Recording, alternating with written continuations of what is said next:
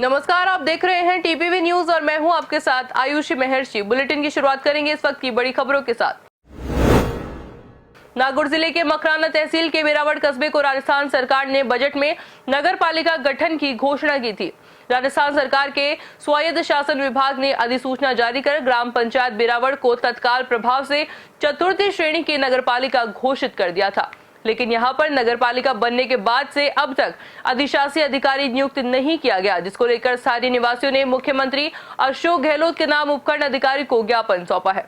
शासन प्रशासन की उदासीनता की वजह से वेरावल के विकास कार्य भी ठप हो रहे हैं। साथ ही साथ ग्रामीणों ने ज्ञापन में लिखा है कि इस गंभीर मुद्दे पर 7 दिन भीतर शासन प्रशासन कोई ठोस कदम नहीं उठाता है तो आमजन को अपने हकों की रक्षा के लिए अन्य लोकतांत्रिक विकल्पों की ओर रुख करना पड़ेगा। बीकानेर में केंद्र सरकार की नीतियों के खिलाफ कामगार संगठनों ने देशव्यापी हड़ताल रखी। इधर बैंक संगठनों ने भी इस हड़ताल का समर्थन करते हुए बैंक बंद रखने का फैसला किया। हालांकि हड़ताल से एसबीआई और पीएनबी जैसे बड़े बैंकों ने दूरी बनाई हुई है। वहीं संगठित और असंगठित कामगारों ने विरोध स्वरूप रैली निकालकर विरोध दर्ज करवाया। रैली के रूप में जिला कलेक्टर कार्यालय पहुंचे इन हड़ताली कर्मियों ने केंद्र सरकार के निजीकरण की नीति को गलत बताते हुए कार्मिकों के हित पर कुठाराघात करने वाला कदम बताया। 10 सेंट्रल ट्रेड यूनियंस ने सरकार की मजदूर और कर्मचारी व किसान विरोधी नीतियों के खिलाफ 28 और 29 मार्च को देशव्यापी बंद का आह्वान किया। आज कुछ प्रांतों में रेलें रोकी गई हैं, बसें रोकी गई हैं, राजमार्गों पर अवरोध लगाए गए हैं और कई प्रांतों में बाजार भी बंद हैं। सबकी संगठनात्मक स्थिति के अनुसार विरोध प्रदर्शन किया जा रहा है। इसी दौरान बीकानेर में भी आज बैंकों में, एलआईसी में, बीएसएनएल में, भट्ठा मजदूरों में, रसायनशाला के कर्मचारियों में और होटल कर्मचारियों ने हड़ताल रखी है। इस हड़ताल में एटक, इंटक, सीटू, बैंक, बीमा, बीएसएनएल और राज्य कर्मचारियों ने भी भाग लिया है। रोडवेज के कर्मचारी, केंद्रीय कर्मचारी, इन्होंने भी आंदोलन में शिरकत की है। हम मुख्य रूप से निजीकरण के खिलाफ हैं। देश के प्रधानमंत्री अपने चहेते औद्योगिक घरानों के लोग, जिनमें अंबानी, अडानी, टाटा, बिरला, गोयनका, डालमिया, जिंदल और मित्तल हैं, उनको औने पौने दामों पर रेलवे, बैंक, बीमा, रेल, बीएसएनएल और तेल के कारखाने बड़े बड़ी मिलों को बेच रहे हैं। देश बेचने की इस बेशर्म नीति के खिलाफ आज देश का 10 करोड़ मजदूर और किसान सड़कों पर है।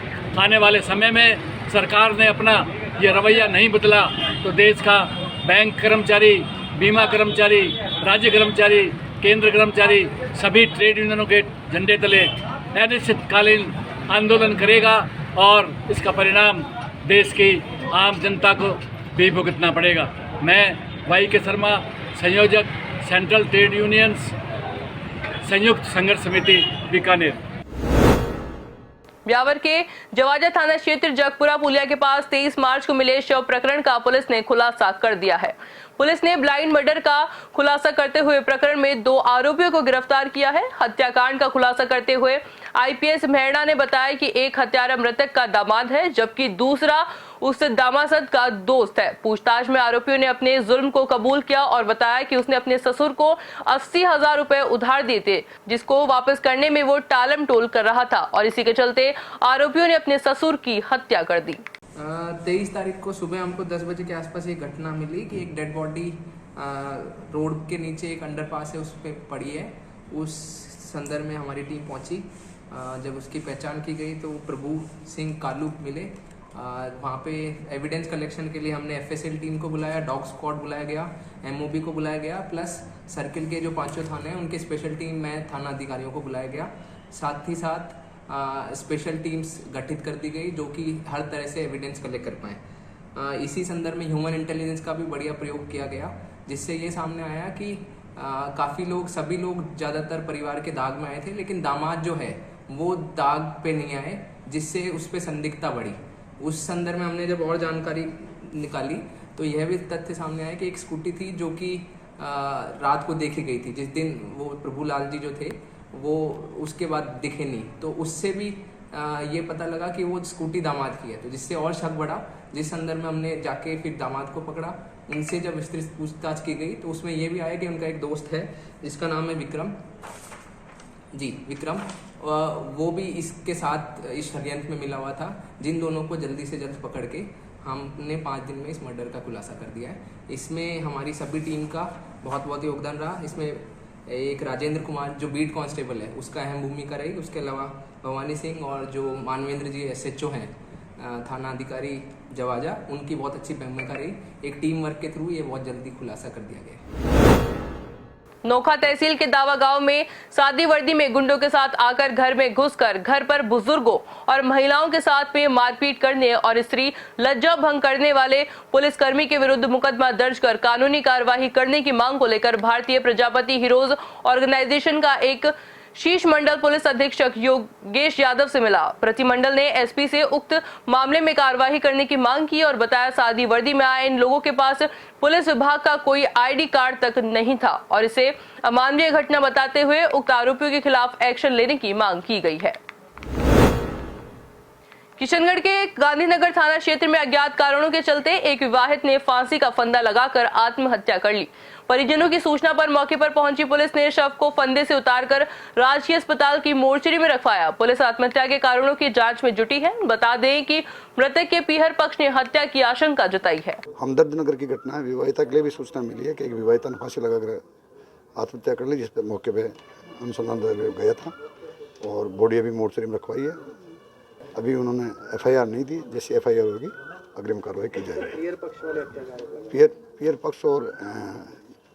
पियर पक्ष प्लस ससुराल पक्ष दोनों ही उपस्थित है, दोनों ही FIR दे रहे हैं। जैसे FIR देंगे उससे कार्रवाई की जाएगी।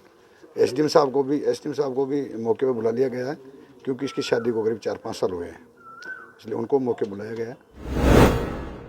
शहर के बिजवाल थाना क्षेत्र में करनी औद्योगिक क्षेत्र में फलून फैक्ट्री सेफ्टी टैंक साफ करते समय हुए दर्दनाक हादसे में मृतक का मुआवजा देने को लेकर जिला प्रशासन और प्रदर्शनकारियों के बीच वार्ता सफलतापूर्वक समाप्त हो गई। कर्मचारी नेता शिवलाल तेजी ने बताया कि वार्ता में चारों मृतक के परिजनों को फैक्ट्री मालिक की ओर से 10-10 लाख रुपए और 2-2 लाख रुपए मुख्यमंत्री सहायता कोष से मुआवजा राशि दिए जाने पर सहमति बनी। साथ ही रिको प्रशासन की ओर से संविदा पर परिवार का एक सदस्य को नौकरी दी जाएगी। जितना हो सकता है सरकार कोई कमी नहीं छोड़ रही है। सरकार जो भी है, जितना जो कुछ भी हो सकेगा हम भी कोशिश करेंगे। सरकार के समक्ष डिमांड भी रखेंगे और इनके जो भी है हम भी ये चाहते हैं कि इनको नौकरी भी मिले, मुआवजा भी मिले। तो हमारी पूरी सहानुभूति इनके साथ है, सरकार की भी सहानुभूति इनके साथ है। डीडवाना के अजमेरी गेट क्षेत्र वासियों ने विरोध प्रदर्शन किया। इधर भगत सिंह सर्किल पर भी महिलाओं और पुरुषों ने जमकर विरोध प्रदर्शन किया। दरअसल मामला पेयजल की सप्लाई का है। प्रदर्शनकारियों का कहना है कि गर्मी आते ही पेयजल की समस्या खड़ी हो जाती है और इस साल भी मरम्मत के नाम पर 2 महीने तक आंशिक रूप से नहर बंदी की घोषणा कर दी, जिसे प्रत्येक रविवार को तो सप्लाई रोकी ही गई, साथ ही साथ पानी की सप्लाई की समस्या अवधि की कम कर दी गई, जिससे पानी को लेकर त्राहिमाम मचा हुआ है। सरवाड़ में भिनाया पंप हाउस को आने वाले बीसलपुर की 900 mm पाइपलाइन में सरवाड़ पंप हाउस के पास लीकेज हो जाने के कारण आगामी 2 दिन जलपूर्ति बाधित रहेगी। प्राप्त जानकारी के अनुसार सहायक अभियंता जलदाय विभाग ने बताया कि उच्च अधिकारी द्वारा शटडाउन लिए जाने की वजह से भिनाय, विजयनगर और मसूदा की आगामी 2 दिन तक जल सप्लाई व्यवस्था प्रभावित रहेगी। उपखंड मुख्यालय के निकटवर्ती ग्राम बोडिया बेरा की ढाणी के वंशिदेव पेयजल की कमी के चलते दर दर भटकने को मजबूर है। प्राप्त जानकारी के अनुसार बोडिया बेरी की ढाणी में 25 से 30 घर स्थित हैं, जिसकी आबादी लगभग 250 से लेकर 300 लोगों की है। स्थानीय लोगों ने जलदाय विभाग पर आरोप लगाते हुए कहा कि ढाणी में GRL की पानी की टंकी बनी हुई है, पर यह बीसलपुर और इंदिरा गांधी नहर दोनों परियोजना से वंचित है। इस पानी की टंकी में ठड़ाना स्थित ट्यूबवेल से पानी की सप्लाई होती है, जो पीने योग्य मीठा पानी नहीं है। उसकी सप्लाई भी करीब 2 महीने से नहीं हो रही, जिसकी वजह से ढाणी के लोग पेयजल की कमी के कारण दर दर भटकने पर मजबूर हैं। पुष्कर स्थित आनंद कुटीर आश्रम में 9 दिवसीय श्री राम कथा का आयोजन किया जा रहा है। श्री राम कथा के आयोजनकर्ता ने बताया कि उनकी संस्था अलग अलग जगह पर श्री राम कथा का आयोजन करेगी और श्री राम कथा के माध्यम से लोगों को सनातन धर्म की जानकारी दी जाएगी। राम कथा के 8वें दिन अजमेर सांसद भागीरथ चौधरी ने नई पीढ़ी को सनातन धर्म की जानकारी देना अनिवार्य बताया। साथ ही गौ माता की सेवा करना सनातन धर्म में सर्वप्रिय बताया। तो चलिए फिलहाल बुलेटिन में सिर्फ इतना ही। इसी तरह के लेटेस्ट अपडेट के लिए देखते रहिए टीपीवी न्यूज। नमस्कार।